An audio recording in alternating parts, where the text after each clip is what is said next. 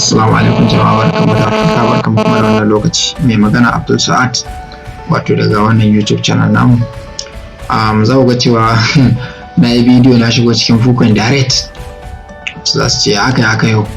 Abin da yasa na shigo cikin wannan Fukon din direct shine nuna muku wani wato abu wanda na san wasu sun san shi, wasu kuma ba su san shi ba. Na tabbatar da cewa a cikin YouTube channel ɗina akwai professional people waɗanda they are good in trading ko kuma sun san coins.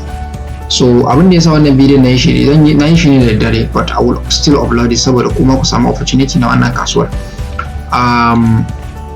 Wannan token din wato EIFI sun yi airdrop, wannan referral links ne haka. Idan muna tun yana so ya bude profile da su, zai muku drop na link na a description na video din nan, sannan kuma yana da contract address wanda muka je PancakeSwap za mu ga wato price na shi da kuma yadda za ku kusa shi, wanda currently kun ga price na shi $2.21 wanda before liquidity din shi akai $4.42. Na fata an fahimta. So before liquidity din shi akai $4.42 wanda is currently $57.50k. Kun gani? So mutane za su tambaya yawanci me ya janyo waɗannan liquidity din ya zo ya wato ya dropping har ya dawo wannan points din. So ba kuma bane ya janyo waɗannan abubuwa illa wato in muka je muka duba wato Telegram group nasu, gashi nan za mu ga cewa suna da mabiya guda mutum 200,000 members. Kun ga website din wato EIFI farming wanda already wasu sun san shi, wasu kuma ba san wannan coin din ba. In muka je muka duba waɗanda aka yi bayani cewa sun yi wato crashing wato wannan shi wannan abin da kuke ganin wato wannan sandan ta zo ta yi ƙasa, shine inda suka yi bayani akan cewa airdrop su ne suka dinga requesting withdrawal domin su je su dumping din abin. Su kuma sun ga cewa tunda ana so a dumping din shi, they have to reduce the supply. Wanda bari na nuna muku shi a nan wajajen wato EIFI din nan.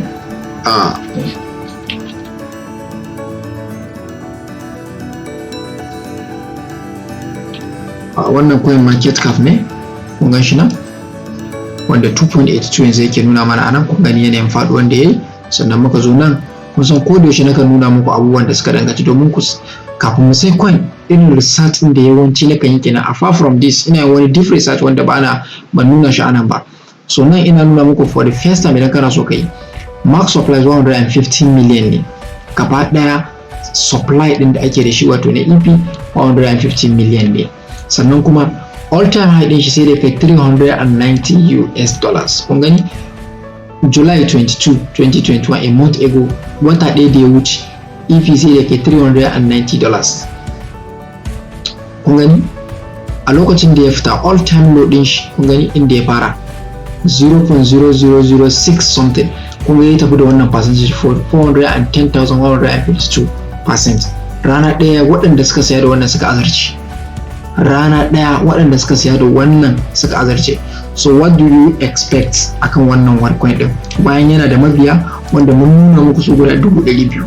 So idan har kana so ka investing tare da wannan coin din, abinda zaka yi shine zaka dauki contract address din shi, wato zan muku posting contract address din shi wanda shine wanda zan sa muku shi domin in muku copy ku je ku paste din shi, wanda in kana buƙatar contract address din shi is very simple. Nan zaka zo, kun ga shi nan yana kan smart chain MetaMask kenan. Smart chain zaka yi copy din contract address din.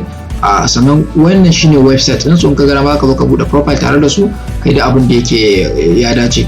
Wannan shine full coin inda chart din sai yake tafiya, wato muka je muka duba based on daily, ana za ku tabbatar da price da nake faɗa muku ya je wato wannan wajen, which is this. Idan na ɗauki wannan candle na zo da shi wajen, kun gani 390.94, wanda wannan dalilin faɗuwar nashi. Za ku je ku yi wato ku join Telegram din shi ma zan pasting Telegram link din su ga duk wanda yake so zai iya zuwa ya je ya siya wannan coin din.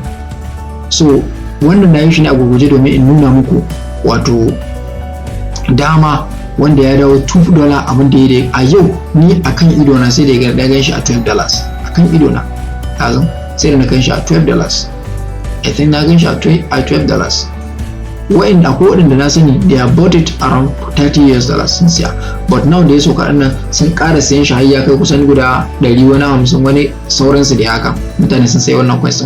So daga wanda yake so ya invest a kan wannan coin din zan mai dropping na wato contract address na shi ta bakin so ya je siya ya ajiye shi, insha Allah ya dan bashi lokaci kai ko $50 ya dawo in ka sai guda 100 ai ka mai da kuɗaɗe wanda ba ƙananan kuɗaɗe bane ba. So insha Allah anan zamu dakatar da wannan bidiyo da wannan nake cewa sai an jima, until then happy trading and goodbye.